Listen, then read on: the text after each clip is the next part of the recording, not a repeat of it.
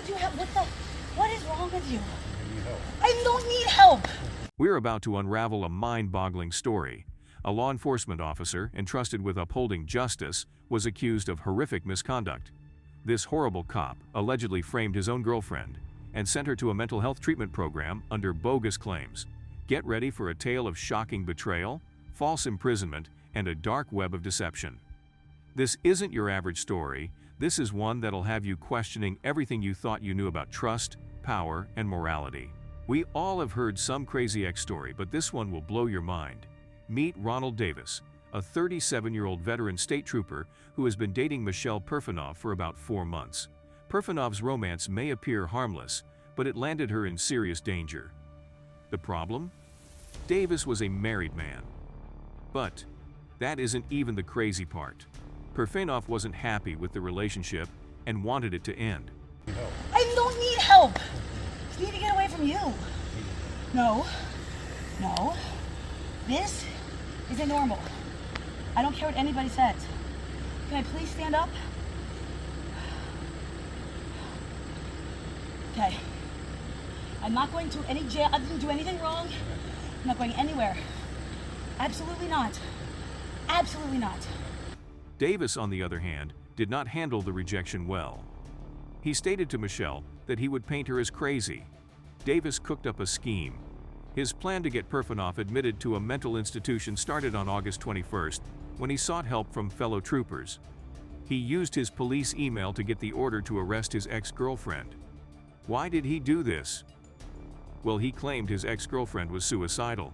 To back up his allegations, he supplied text messages to the Dauphin County Crisis Intervention, which he thought were very disturbing. Now, here's the twist. When he got the order authorized, he decided to take matters into his own hands. I didn't do anything wrong. I didn't do anything.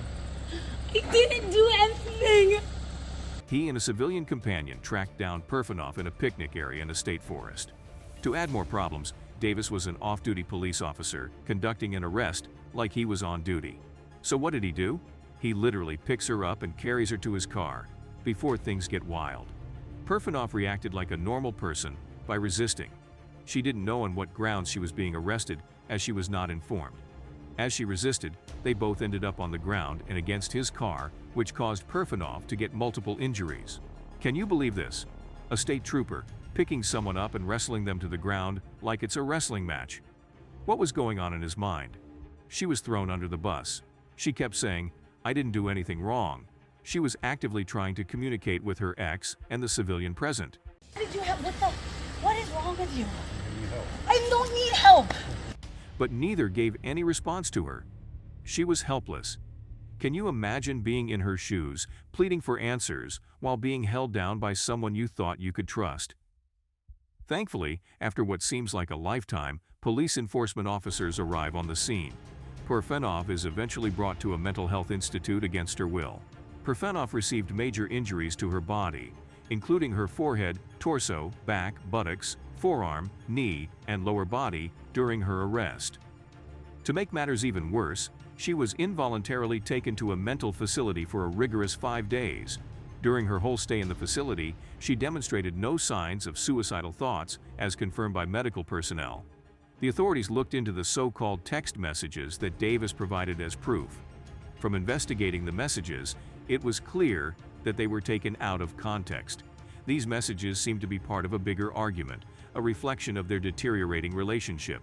Perfanov stated that these messages emerged from her frustration due to Davis's controlling behavior. The trooper found himself in hot water. Davis is facing charges of felony, strangulation, unlawful restraint, false imprisonment, simple assault, recklessly endangering another person, and official oppression. The district attorney's office decided that, after his arraignment, he would be held in custody without the option of bail. It's really troubling how the system allowed an innocent woman to be held against her will for 5 days, just on a man's words. It seems like there wasn't any proper investigation. Trooper Davis called her crazy, the hospital believed him, and they locked her up for 5 days. It is a bitter pill to swallow. It shouldn't be so easy for one officer to send someone to an institution without more checks in place. If someone had looked into their relationship, which should have been the first thing to look at, this probably would not have happened.